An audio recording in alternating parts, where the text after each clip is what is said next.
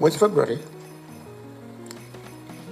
Tundu Lissu alinitembelea, na kati ya mambo aliyonieleza ilikuwa ni msimamo wao, msimamo wa Chadema wa no reform no elections. Nataka nieleze kwa kina. Alinieleza na sababu zake ni nini, kwamba kwa kuwa tuna matatizo haya, tukubaliane kitaifa, tuahirishe uchaguzi miaka 2-3, serikali hii iendelee, tufanye mabadiliko, kisha tuwe na uchaguzi. Kwa sababu tukifanya uchaguzi sasa hivi hakutakuwa na haki. Kwa sababu tumeona mfano hii 2019, 2020, 2024. Tukifanya uchaguzi bila mabadiliko, tutapata matokeo hayo ambayo sio. Basi mimi nilimshauri Tundu Lissu, nikasema naona wasiwasi wenu ni wasiwasi wa kweli, kwa sababu kutokana na haya yaliyotokea huko nyuma inawezekana kweli mna uoga wa kweli, lakini sioni uhalisia wa kuahirisha uchaguzi kwa muda wa miaka 2-3. Sioni uhalisia huo. Kwa hiyo nadhani hili sioni kama linaweza kukubalika. Nadhani ingekuwa vizuri tujitahidi kuondoa dosari zilizotokea 2019, 2020 and 2024. Kwa sababu huko nyuma, kwanza hata mwaka 95 tulitumia misingi iliyokuwapo, na vyama hivi vya siasa vimekuwa kwa kufuatana misingi hiyo. Tufuate hiyo, turudishe iwe utaratibu wa uchaguzi kama tulivyofanya 2015. Baada ya hapo ndio sasa tuendelee na mabadiliko mengine. Hakukubali pale, lakini mimi nilimwambia haya unayozungumza mengine hayawezekani, nenda mtafakari muone tunaweza kupeleka.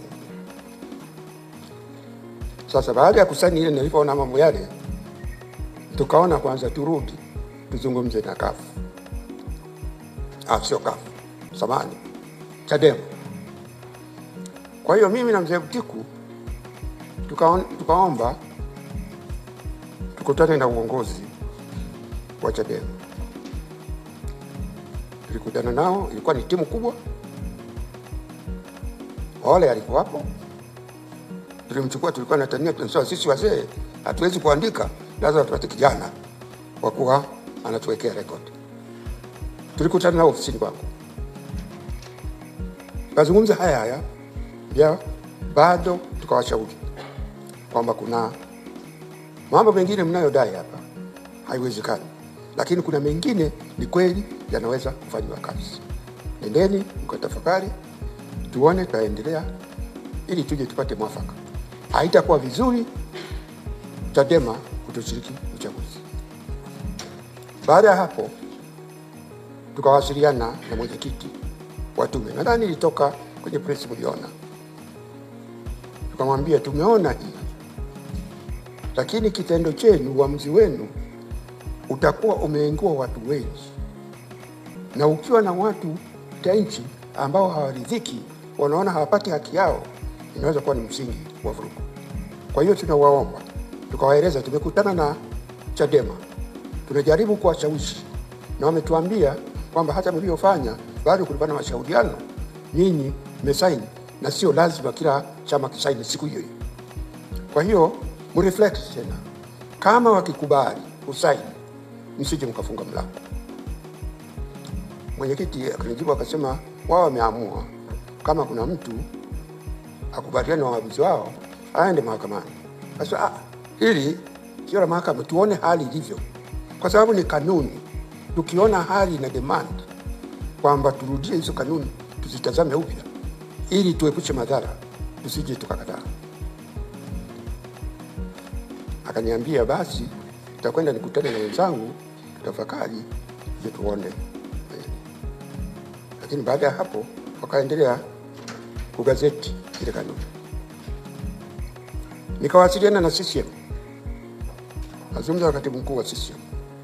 Kamweleza tuliozungumza na Chadema, tulizungumza na tume, na ni vizuri CCM nayo itafakari, kwa sababu lazima tufikie mwafaka. Alinipa mwa CCM na ujua kwamba kuna madai ya Chadema ambayo hayawezekani, hawezi kufanya, lakini kuna mengine tunaweza kuzungumza. Kwa mfano hiyo kuondoa dosari zilizotokea katika chaguzi, hiyo tunaweza kuzungumza. Na akasema tena mzee Butiku, muendelee chef yako. Tukakutana tena na Chadema, kutana mara ya pili. Tulipokutana nao hali ilikuwa imebadilika, kwa sababu wakati huo nadhani walikuwa wanakwenda kufanya mkutano Kariakoo. Kasema waliomba ruhusa, wakapata. Baada kama siku 6 hivi wanakwenda kufanya mkutano, wanakuja kuzuia wakati huo. Na wenyewe wanasema hii ni njama. Wanasema kwamba kufanya mkutano Kariakoo inaweza kuleta vurugu, kwa sababu wako watu wa aina nyingi, wa vyama vingi, wa imani tofauti, sio mahali pazuri pa kufanya mkutano. Wao wanasema hii imeanza lini? Kwa sababu mikutano imekuwa inafanywa Kariakoo. Hata kuna wakati Tundu Lissu alifanya mkutano Kariakoo. Serikali imekuwa inafanya mkutano Kariakoo. Sasa hii kwa nini wanasema wataona maeneo gani ambayo vyama vya siasa vitafanya mkutano? Wanasema huku nyuma mtu anaweza kufanya kampeni mahali popote. Na wengine vyama vidogo vidogo vile huwa vinatafuta mahali palipo na watu wengi, na kwenda sokoni, na hata vikubwa hivi. So kwa mfano sisi CCM tulikuwa na kauli zetu, unasema kampeni nyumba kwa nyumba. Kwa hiyo unakwenda mahali popote. Sasa hii, lakini zaidi hapo wakasema walimsheheno kiongozi wao, kwamba walimkamata around saa 11, wakazunguka naye, hawakupeleka police station, maana wamemkamata Msimbazi police station iko karibu pale, hawakumpeleka huko. Wamezunguka, mwisho usiku wanamteremsha mahali. Wanasema hii ni kuteka, ni utekaji na kutesa, kwa sababu kasema, lakini hiyo isiwakatishe tamaa, tupange tena tuone kama tunaweza kuendelea mazungumzo. Yani ikaja tarehe 24. Baada ya 24 nadhani ndio akasema hakuna uwezekano kufikia mwafaka. Na hayo tarehe 24, kabla hapo tulikuwa tena tumerudi kwenye tume kuomba sasa tuwe na mkutano na mwenyekiti wa tume, mimi na mzee Butiku, tuweze kushauriana, tuone msimamo wa Chadema, msimamo wa serikali, msimamo wa CCM, tuweze kushauri kufanya nini. Kampelekea ujumbe mwenyekiti kwamba tunaomba mimi na Butiku twende kuonana naye. Akanijibu kwamba kwa wakati huo hata kuwa na nafasi, kwa sababu anakwenda mikoani kuhakiki uboreshaji wa daftari la wapiga kura na kuona mapendekezo ya mgawanyo wa majimbo. Lakini kwa kuwa tulikuwa tunaona jambo muhimu, tukampelekea ujumbe tena kwamba kama yeye ana nafasi aruhusu, aelekeze mjumbe yote wa tume ama katibu tuonane nao. Akanijibu kwamba haiwezekani, kwa sababu wote hao hawatakuwa na nafasi. Kwa maana nyingine, sisi tulitafasiri kwamba tume haitaki kukutana na sisi. Sasa katika hali tuliyokuwa tumefikia kwamba Chadema kwa haya yaliyotokea kuanzia Kariakoo na 24, sasa wametoka tume, inaonekana wako tayari. Tukasema tuahirishe hii kwanza, kwa hiyo hatuendelee. Lakini matokeo haya yaliyotokea yana wasiwasi mkubwa. Nimeona yaliyotokea tarehe 24. msimamo wa Chadema. Wanasema kesi ya Lissu ya public interest na watu waruhusiwe kwenda kushiriki. Serikali inasema hapana, watu kwenda pale watazuia shughuli nyingine, kwa hiyo hakuna watu kwenda pale. Sasa imefika siku hiyo, watu wamekwenda pale, polisi wamekwenda pale. Serikali inasema hatutaki maandamano hapa, wamekwenda pale. Niliokuwa naangalia haikuleta picha nzuri hata. Serikali ilikuwa inaogopa kwamba ukija umati ule inaweza kuwa na vurugu pale. Wale watu wamekuja pale, hakukuwa na vurugu. Hakukuwa na vurugu. Na hii sio mara ya kwanza. Sio mara ya kwanza unakuwa na kesi ambayo ina public interest. Unajua watu wengi watakuja kusikiliza. Nilikuwa namuuliza president hapa, kwa sababu mimi miaka mingi sana sijaenda mahakamani. Wakati wetu ilikuwa ukiona kesi ni ya public interest, ile mahakama unatafuta mahali pakubwa. Kwa mfano pale High Court kulikuwa na court rooms ambazo ni kubwa, ndio kesi ya public interest unasema itakwenda huko, kwa sababu watu wengi watakuja kusikiliza. Na kama hapatoshi, unafanya utaratibu watu waweze kuifuatia nje ya mahakama. Kwa hiyo halikuwa jambo jipya lilipata kutokea. Na hii sema hii niliona ni sehemu ya tatizo kuzuia watu. Lakini ni yale yaliyotokea pale. Yaliyotokea pale. Polisi kazi yao ni kulinda usalama wa wananchi na mali yao. Na wanafanya hivi. Kwa kawaida wanafanya kazi nzuri. Kwa kweli hakuna lawama kubwa kwa kazi ya polisi katika kulinda usalama wa wananchi na mali yao. Matatizo yanakuja polisi wakianza kushughulikia siasa. Huko nyuma tulipokuwa napata cases hizo za public interest, mahakama ilikuwa inashirikiana na polisi kupanga watu, na wakija wengi wanazungumza nao kwamba sio kwamba tunawazuia msiende kusikiliza kesi, sababu ni kwamba hakuna nafasi ya kutosha. Kwa hiyo taruhusu watu kiasi fulani wataingia, wengine labda mtakaa mahali. Ndio ilikuwa inafanyika hivyo kwa kushauriana. Hapa ikaonekana ni mapambano, sio kushauriana. Ni kwenye geti imezuiwa wasiingie, wala hujui kama kule kuna nafasi ama hapana. Ni kuzuia. Na walivyokuja polisi hawakuja kwa njia ya amani. Maana unakuja unashughulika na hili, uje kwa amani. Ukiona iliyotokea tarehe 24 na tarehe 28, walikuja kwa mtindo wa vita. Uko kwenye uwanja wa vita, umejiandaa, una silaha, una magari mengi tu, askari wengi sana. Kwa hiyo bunduki, una marungu, umevaa helmet, una mbwa, una farasi. Yani atmosphere ile ni kama uwanja wa vita. Hapo ndio tulifanya kosa la kwanza. Ingewezekana kabisa kusema hapa ni kweli hakuna nafasi ya kutosha, watakaoweza kuingia hawa wengine, ama wafanye utaratibu mwingine. Na nadhani technology sasa imeendelea, wangeweza hata kuwa na screen mahali fulani wakasikiliza. Lakini inaonekana kama mapambano. Kwa hiyo kwa upande wa serikali wanaona ni kulinda amani. Kwa upande wa Chadema wanaona hii ni kuonea, na kila mmoja ameshikia upande wake.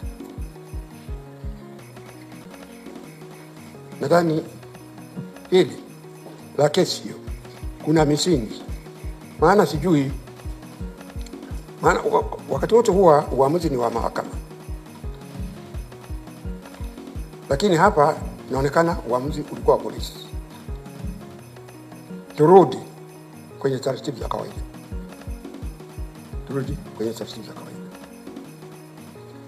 Lakini ilikwenda mbali zaidi. Na hii inasikitisha kidogo, kwa sababu ndio inapandikiza mbegu ya vurugu na baadaye. Siku hiyo kuna wananchi walikamatwa na polisi pale pale Kisutu, wakawekwa kwenye magari, wakachukuliwa na polisi. Mambo ya kawaida, ungetegemea wanapelekwa kwenye police station. Hawakupelekwa kwenye police station. Baadaye wamekuja kutoa maelezo. Wamezungusha sehemu mbalimbali. Wengine wamekwenda kutupwa kwenye msitu sijui wapi, Mabwepande. Wameumizwa. Ndio wamevunjwa miguu, vunjwa mikono. Polisi, yani pamoja na yote yale kwamba imeonekana wanatia watu kwenye magari, so wanawachukua. Wanasema hakukamata watu.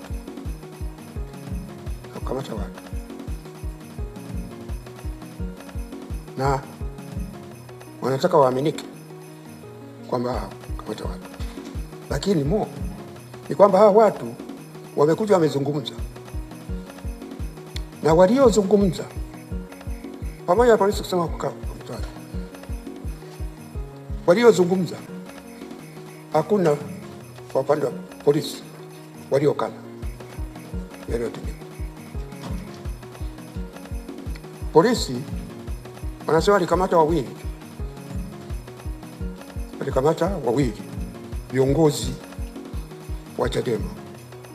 Maana mimi sijui wanatumia sheria gani kwamba hawa walikuwa njiani kwenda mahakamani, Heche na Mnyika. Heche amekamatwa Saranda Bridge. Kuna police station pale Saranda Bridge. Amekamatwa pale saa 2 also asubuhi. Hakuonekana siku nzima. Wanatafuta yuko police station gani, haonekani.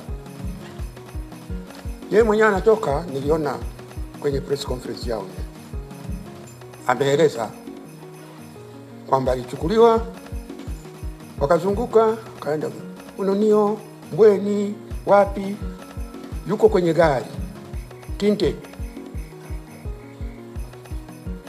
hapati maji, hapati chakula. Wanazunguka siku nzima, mwisho wanakwenda Oysterbay police station, na huko hateremshi, yuko kwenye gari. Baadaye wanasema mrudishe nyumbani. Kwa maelezo yake anasema anaelekea huko, anaona anapita sehemu, mpaka tena wamekwenda Mbweni ndio sijui wasaidizi wake wameweza kukimbia. Kazipo polisi wamerudi mpaka Kunduchi, kituo kidogo cha polisi, ndio anamwambia aenda atoe maelezo. Aliyosema wewe, akasema yeye atoe maelezo. Basi wakasema tunachukua particulars, wakamwachia. Ametoa maelezo haya, polisi hawajakana. Unamchukua mtu, sisi ni wanasheria wa zamani, hatujui utaratibu wa siku hizi. Hivyo kwa tunaweki na polisi, ukimkamata mtu unampeleka police station, unamchaji. Haikuwapo unamkamata mtu siku nzima, unazunguka naye, kisha unamwachia bila kumchaji. Sijui ni sheria gani inatumika. Na Mnyika naye ana the same story. Polisi hawajakana. Na nataka wananchi waamini. Na haya yote yalizungumza, hakuna kitu. Nasema hii kwa upande wa polisi. Nilisema 2020, nilisema 2024, tuache kuhusisha vyombo vya ulinzi na usalama kwa shughuli za kisiasa. Tuache waendelee na shughuli zao watakuwapo katika shughuli za kisiasa, watakuwapo, lakini wasiwe wao ndio wanaamua.